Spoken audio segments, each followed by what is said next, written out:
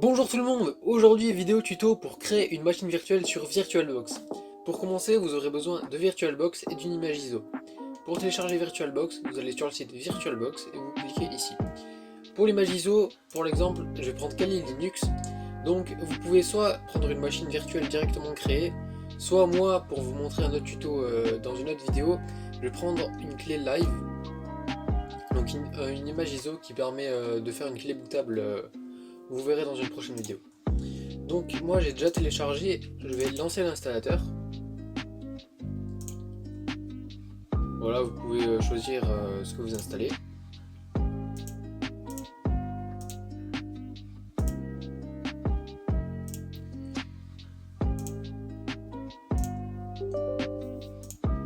Voilà, et il s'installe. On va installer ça aussi pour, je crois que c'est pour mettre les clés USB reliées aux machines virtuelles. On va le démarrer. Alors voilà, l'interface c'est ça, donc je vais décompresser l'image ISO.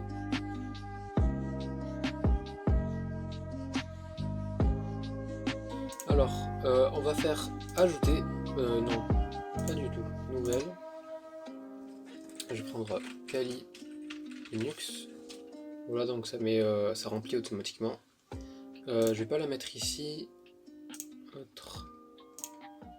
Voilà. Ensuite, je vais mettre un petit peu plus de RAM. Je vais mettre 4 Go. On peut créer un disque virtuel, donc je vais le créer.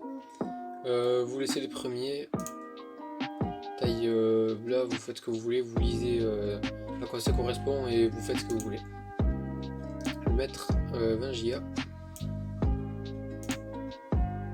Donc là la machine virtuelle elle est créée. Maintenant il faut aller dans configuration, stockage, et il faut ici rajouter un disque. Donc vous cliquez ici, vous allez ici, choose the disk file.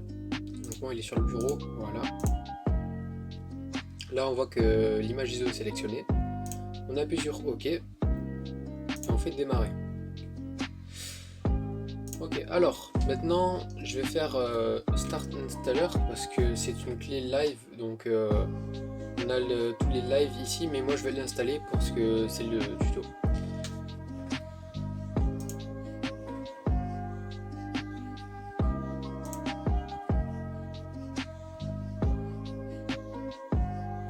Là on arrive dans l'installateur, je vais mettre en français, ici France aussi, toujours français.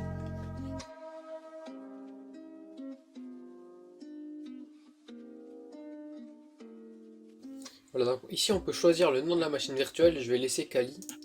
Ensuite le domaine, vous n'avez pas vraiment besoin, à part si vous faites un serveur, je crois que c'est pour les serveurs.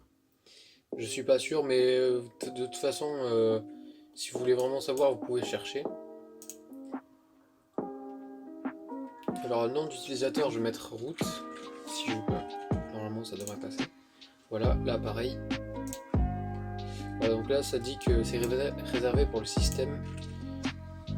Alors, on va retourner là. Et je vais changer, je vais mettre Kali.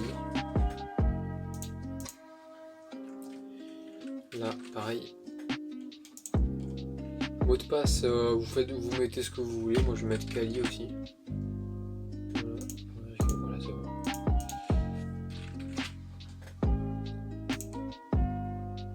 Continue.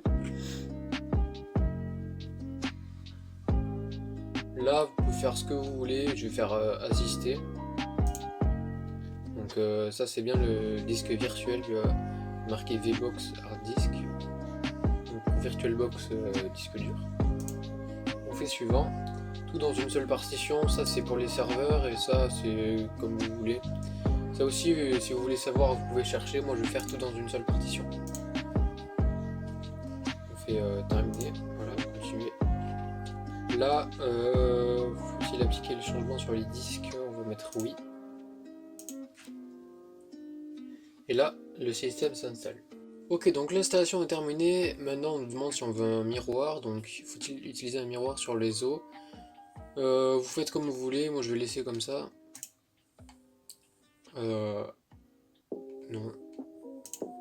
Voilà, et là, ça s'installe encore. Donc là, il nous demande si on veut installer le programme de démarrage sur le disque principal. Moi, je vais mettre oui, parce qu'il n'y a qu'un seul disque. Je vais mettre celui-là. Et maintenant, il installe le programme de démarrage. Et après, il y a la fin de l'installation, qui doit pas durer trop longtemps, je crois. Voilà, l'installation est terminée, donc on va devoir redémarrer la machine virtuelle. Et avant de redémarrer, donc là il va s'éteindre, avant de redémarrer il faudra enlever le disque, l'image ISO qu'on a mis au début. Voilà, donc le système redémarre. Alors avant que ça redémarre, on va juste fermer, on va éteindre la machine. On va aller dans configuration, stockage, et ok, c'était pour vérifier qu'il soit bien enlevé. Sur les anciennes versions, il ne s'enlevait pas tout seul, mais apparemment là maintenant il s'enlève tout seul, donc il n'y a plus à l'enlever. Donc on va pouvoir la démarrer.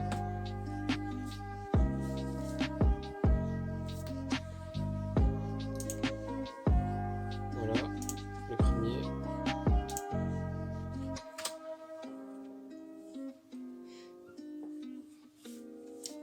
Et voilà, la machine virtuelle démarre.